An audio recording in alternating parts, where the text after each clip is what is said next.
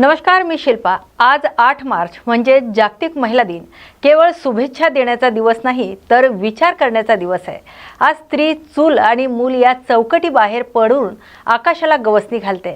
कधी ती लढाऊ विमान उडवते तर कधी प्रशासकीय सेवेत मोठा निर्णय घेते। पण या यशाच्या झगमगाटामागे एक मोठा संघर्ष आहे। आज आपण एक अशा वळणावर उभे आहोत जिथे स्त्रीला अबला नाही तर शक्ती म्हणून पाहिलं जातंय। पण खरंच चित्र पूर्ण बदललंय का? ग्रामीण भागातील शेवटच्या घटकापर्यंत सक्षमीकरण पोहोचले का?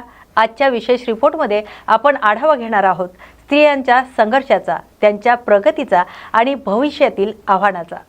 गेल्या काही दशकात भारतीय महिलांनी प्रत्येक क्षेत्रात आपले पाय घट्ट रोवलेत। घरापासून ते अवकाशापर्यंत, शेतीपासून ते उद्योगापर्यंत आणि कुटुंबापासून ते देशाच्या नेतृत्वापर्यंत आज प्रत्येक क्षेत्रात महिला आपली वेगळी ओळख निर्माण करते।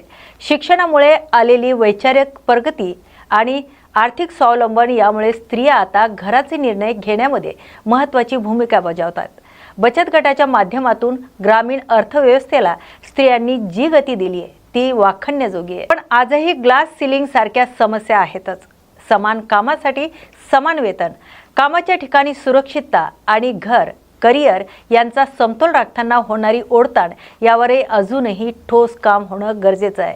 महिलांच्या सुरक्षेचा प्रश्न जेव्हा ऐरणीवर येतो तेव्हा कायद्याची अंमलबजावणी किती कठोर होते हा कळीचा मुद्दा। महिलांच्या सक्षमीकरणासाठी केंद्र आणि राज्य सरकारच्या अनेक योजना देखील राबवल्या जात आहेत। महिलांच्या शिक्षणासाठी, आरोग्यासाठी आणि आर्थिक स्वावलंबनासाठी विविध योजना सुरू आहेत। मात्र अजूनही समाजात महिलांना अनेक आव्हानांना सामोरं जावं लागतंय। शिक्षणातील असमानता, सुरक्षतेचे प्रश्न, आर्थिक स्वावलंबन यासारख्या अनेक समस्या अजूनही अस्तित्वात आहेत। यासाठी समाजातील प्रत्येक घटकाने महिलांच्या सन्मानासाठी आणि समानतेसाठी पुढे येणं गरजेचं आहे।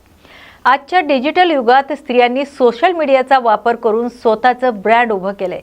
घर बसल्या व्यवसाय करणाऱ्या गृहिणी असोत किंवा आपले विचार ठामपणे मांडणाऱ्या इन्फ्लुएन्सर्स, तंत्रज्ञानाने स्त्रियांना एक नवीन व्यासपीठ दिलंय। महाराष्ट्रातही महिला सक्षमीकरणासाठी अनेक उपक्रम राबवले जातात। स्वयंसहायता गटाच्या माध्यमातून ग्रामीण भागातील महिलांना रोजगाराच्या संधी उपलब्ध आहेत। अनेक महिला आज लघु उद्योग उभारून आर्थिकदृष्ट्या सक्षम होत आहेत। ग्रामीण भागातही महिलांनी स्वतःची वेगळी ओळख निर्माण केली आहे। शेती, दुग्ध व्यवसाय, हस्तकला, अन्न प्रक्रिया उद्योग यामध्ये महिलांचा मोठा सहभाग आहे। स्वयंसहायता गटाच्या माध्यमातून हजारो महिलांचे जीवन बदलले। स्त्री शिक्षणामुळे संपूर्ण कुटुंबाचा विकास होतो हे आता आकडेवारीतून सिद्ध झाले। परंतु उच्च शिक्षणापर्यंत पोहोचणाऱ्या मुलींचं प्रमाण वाढणं हे आजही प्रशासनासमोर मोठं आव्हान आहे।